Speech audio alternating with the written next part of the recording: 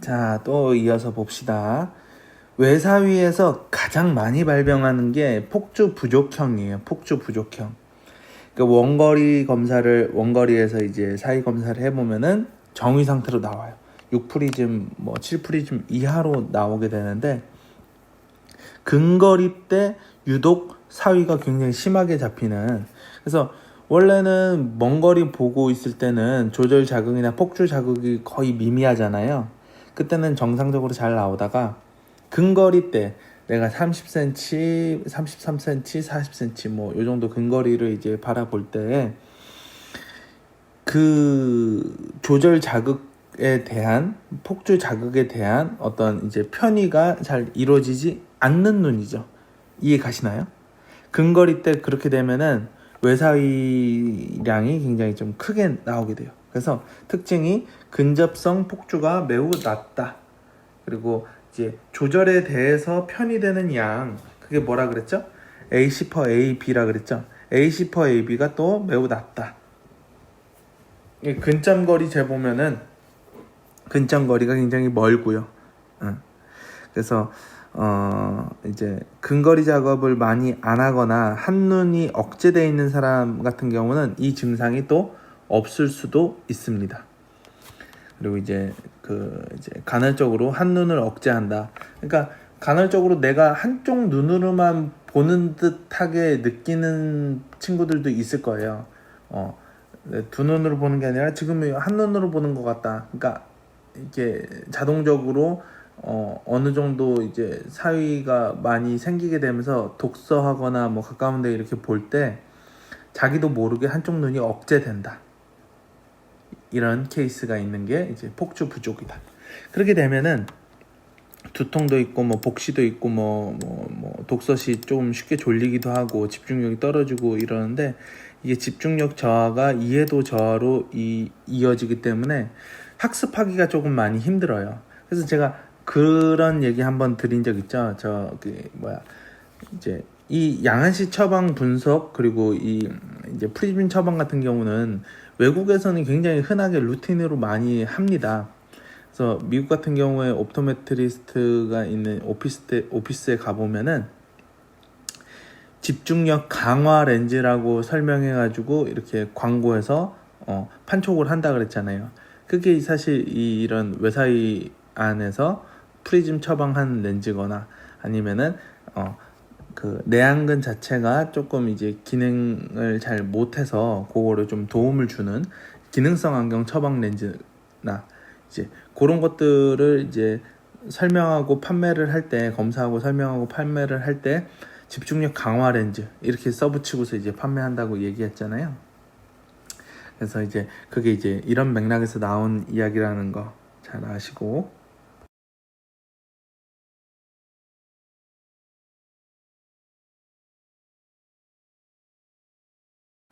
특징적인 게 또 이제 근점 거리가 10cm를 초과한다.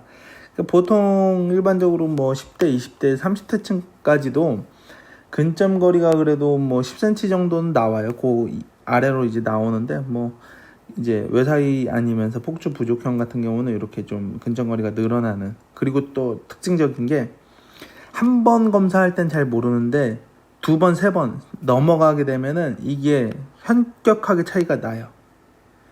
그리고 분리점하고 이제 회복점 차이가 큰 것도 좀 특징이고요. AC per AB를 고려해 보면은 계산 AC per AB가 3 레이시오 이내고요. 이제 경사 AC per AB도 좀 정상적인 수치보다는 좀 낮게 나옵니다.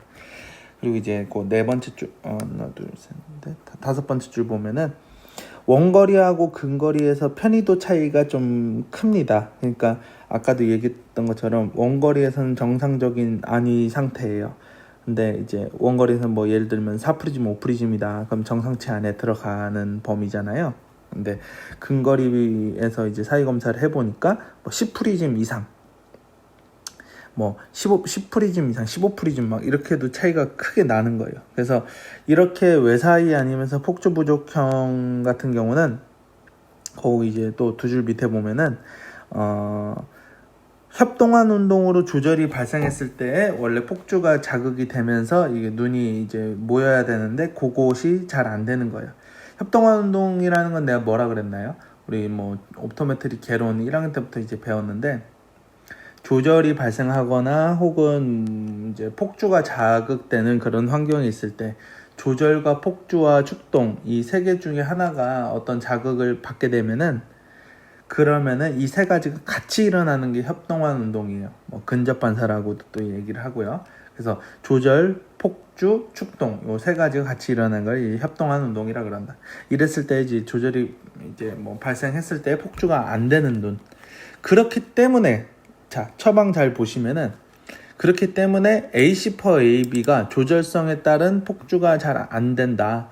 AC per AB가 낮기 때문에 도수 과규정 해가지고 근시 도수에서 조금 일부러 과규정 해가지고 이렇게 처방하는 방법은 이런 눈 폭주 부족형 외사이 안에서는 불합리하다. 만약에 AC per AB가 뭐 이제 폭주 부족형이고 AC per AB가 낮기 때문에 낮은 상태인데 내가 도수 과규정으로 해서 어느 정도 외사이 편의도를 교정한다고 하면은 굉장히 많은 도수를 올려야 돼요. 그러게 되면은 그거에 따른 오히려 더 이제 과교정에 따른 이제 그 안정 피로가 유발이 되기 때문에 이렇게 하면은 오히려 양한시 처방하는 데 있어서 이제 굉장히 좀 안 맞는 거예요. 불합리하다고 이제 볼 수 있죠. 그렇기 때문에 폭주 훈련 처방을 하는 것이 좀 더 용이합니다. 그래도 개선되지 않는다 그러면 이제 프리즘 처방, 베이스인 처방을 하고요. 오케이. 그리고 외사이암 같은 경우는 또 이제 그 수직에 문제가 있는 사위하고 사시하고 같이 이제 병합되는 케이스가 많은데, 수직의 편의는 볼 것도 없어요. 무조건 항상 바로 수직 프리즘 처방해야 된다. 그거 잘 알아두셔야 돼요. 수직의 어떤 편의는 뭐 이제 고려할 필요가 없어요. 이것저것 고려할 필요 없이 그냥 바로 프리즘 넣어서 처방하는 것이 가장 효과적이다. 아셨죠?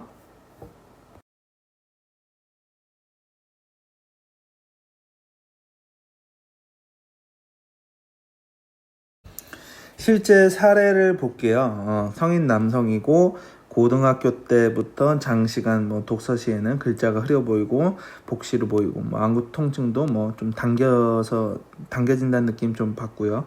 그리고 어릴 적부터 버스만 타면은, 이게 제가 운전하는 차를 탈 때는 그러지 않은데 남이 타는 차를 타거나 뭐 이게 고속버스나 이렇게 이제 대중들 이제 여러 명에서 많이 타는 버스 탈 때 구역질이 굉장히 많이 났어요.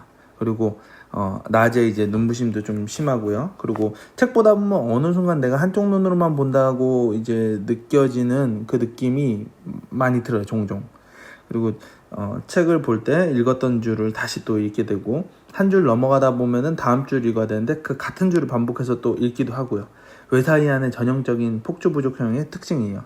그래서 책을 집중해서 이렇게 보기가 힘들고, 가림 검사해보면 실제로 제가 스스로 해봐도 보일 정도로 외사이가 조금 이제 근거리에서 좀 심했어요. 그렇기 때문에 이런 케이스, 제 본인의 사례입니다. 이랬음에도 불구하고 공부하는 데 있어가지고 얼마나 힘들었겠어요. 그죠? 좀 이제 그 책 보고 뭐 논문 보고 할 때도 항상 좀 많이 힘든 부분이 있었는데, 그래도 이제 이제 연필 당겨서 보고 푸시업 하고 이러면서 많이 좀 개선이 돼서, 사실 그 프리즘 처방을 넣어서 안경에다가 프리즘을 삽입해서 넣진 않았어요. 아무튼 자, 가림 검사했을 때 좌한 외사이안이 보인다. 이제 근거리에서 그렇고, 조절 근점이나 폭주 근점은 조금 이제 길긴 한데 길게 좀 나오긴 하는데 그런 대로 괜찮아요. 폭주 근점이 조금 길게 나오고요. 조절력도 뭐 괜찮은 편.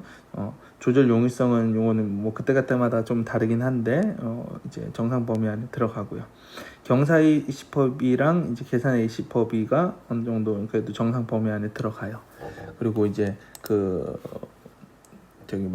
원거리하고 근거리하고 이제 그 사이 테스트를 해보면은 뭐 보통 일반적으로 원거리 사이는 그래도 정상 범위에 근접하게 들어가는데 근거리에서 이제 사이가 크게 나와요. 뭐 지금 이제 14프리즘 나올 때도 있고 좀 심하면 18프리즘까지 나오기도 해요. 그래서 이제 요렇게 이제 그 처방값이 이제 처방값인데 오른쪽 뭐 175에 050 왼쪽이 075에 175 요 정도 나오게 돼요. 뭐 AR에서는 지금 요것보다는 조금 더 좀 큰 수치가 나옵니다. 뭐 오른쪽 같은 경우는 250, 275 막 이렇게도 나오고요. 왼쪽 같은 경우는 뭐 200, 뭐 175 막 이렇게 제가 처음에 1주차 때 그 이야기를 드렸죠. 외사이암 같은 경우는 조금 내가 한번 이렇게 예측하고 들어갈 수 있는 게 AR 찍어보면은 조금 그 최종 처방 수치보다 기존에 쓰고 있는 구안경보다 수치가 좀 많이 높게 나오는 경향이 있어요. 그래서 거기서 내가 좀 느낌 가지고 이제 들어가시면 되고, 그리고 조절력 검사를 해보거나 폭주 근점 뭐 이렇게 간단하게 우리가 할 수 있잖아요, 금방. 그런 거 해보면은 정상 범위보다 조금 애매하게 조금 좀 길게 나옵니다. 조절력도 조금 좀 약한 것 같고, 그리고 특징적인 게 원거리하고 근거리 사이 테스트 해보면은 요 갭이 굉장히 커요. 그리고 이제 통상적으로 이제 자주 하는 이야기가 이렇게 자각 증상들이 이렇게 있는데 막 굉장히 심해서 뭐 이제 일상생활 하는 데 있어서 지장이 있을 정도는 아니고, 뭐 특히 이제 대중교통 이용해서 뭐 버스 타거나 막 그랬을 때, 그리고 가끔씩 이제 복시 보이고 가끔씩 좀 한눈으로 보는 느낌이 있고, 한 요 정도 느낌이 일반적으로 많이 이야기하는 폭주 부족간의 사례입니다.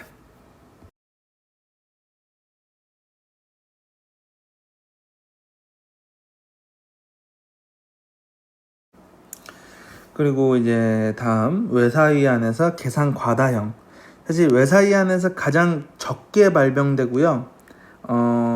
정말 흔치 않습니다. 이제 임상에서 좀 많이 보기 어려운 사례인데, 양아시 상태가 거의 정상에 가깝고 자각 증상도 뭐 별로 없습니다.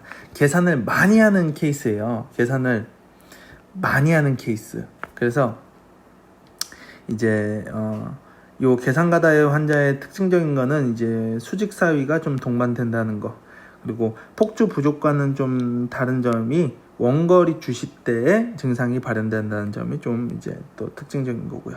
특히 이제 심한 눈부심. 근데 드라이아이나 난시 미교정 상태가 있을 때에도 이 눈부심이 있어요. 그렇기 때문에 드라이아이 같은 경우는 뭐 눈 그 각막 표면에 눈물이 잘 발려 있는 상태에서 광학적으로 균질한 상태가 돼 있어야지 이 눈부심도 좀 적고 한데, 내가 눈물 양이 적거나 아니면 눈물의 질이 좀 떨어져 가지고 눈물의 표면에 요철이 심하다, 울퉁불퉁하게 막 이제 군데군데 눈물띠가 끊어져 있다 이러면은 빛이 들어와 가지고 그 눈 표면에서 난반사가 굉장히 많이 일어나기 때문에 눈부심을 많이 야기해요. 그래서 이런 케이스하고 또 감별하기 감별하는 거를 좀 이제 신경을 써야 되고요. 난시가 어느 정도 좀 남아있는 상태에서 내비뒀을 때도 이 눈부심 상태가 좀 심해요, 난반사 때문에. 그래서 그렇게 이제 난시도 교정하고 드라이도 없고, 아니면 드라이가 있는데 인공 눈물 보충했다, 그래서 어느 정도 이렇게 보완을 했는데도 불구하고 또 눈부심이 좀 심하다 그러면은 또 외사이안이면서 계산과다의 어떤 특징적인 것이라는 거고, 머리 기울임과 그리고 또 이제 눈 찡그림 증상이 좀 많이 있다라는 거, 그거 이제 보고 넘어가시고요.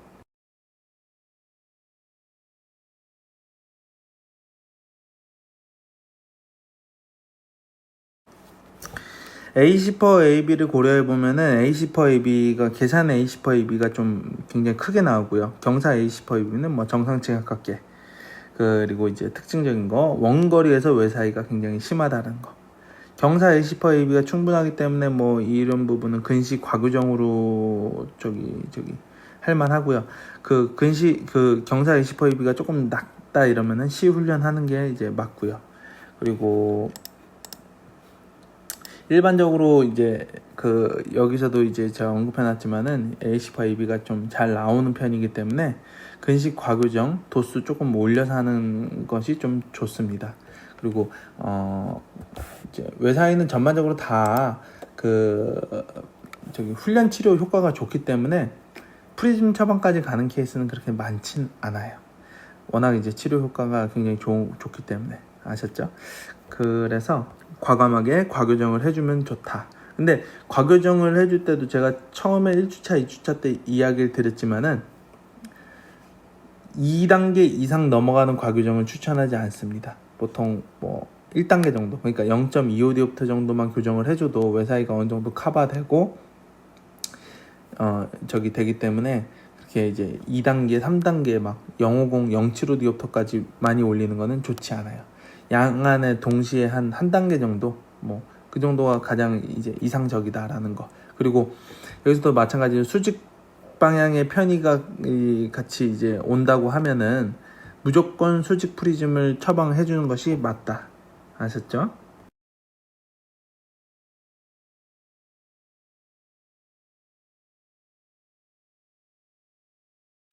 사례 보겠습니다. 10살 초등학생의 사례인데, 남학생이 이제 왼쪽 눈 편이 돼서 보이고 피곤하거나 그러면은 이제 밤에 눈이 좀 돌아가는 경우고, 자각 증상 그렇게 심하지는 않았다 그랬어요. 그래서 검사를 해보니까 외사이가 이제 발견이 되고요. 조절 근점, 뭐 폭주 근점, 뭐 정상적으로 들어가요. 경사의 10% AB 뭐 좋고요. 근데 이제 조절 용이성이 좀 많이 떨어지는 그리고 이제 원거리에서 사이도가 굉장히 좀 크게 나오는 이런 케이스. 그래서 이 친구 같은 경우는 이제 MR 플러스 025디옵터 정도 들어가는 친구인데, 이 같은 경우는 이제 나이가 어린 친구여서 어느 정도 원시가 있어서 원시 처방을 또 했는데, 굴절 이상적으로 보면은 이렇게 플러스 025디옵터 원시 교정하는 값이 들어가는 게 맞는데, 또 이 양안시학적으로 보면은 계산 과다해서 조금 더 자극이 되는 도수기 때문에 요거는 조금 더 도수를 빼주는 것이 낫다. 그래서 이런 경우는 만약에 1.0 시력이 도수를 조금 낮췄을 때 1.0 시력이 나온다 그러면은 오히려 지금 025디옵터 쓰고 있는 걸 빼서 그냥 맨눈 상태로 다니게 하는 것을 또 추천합니다.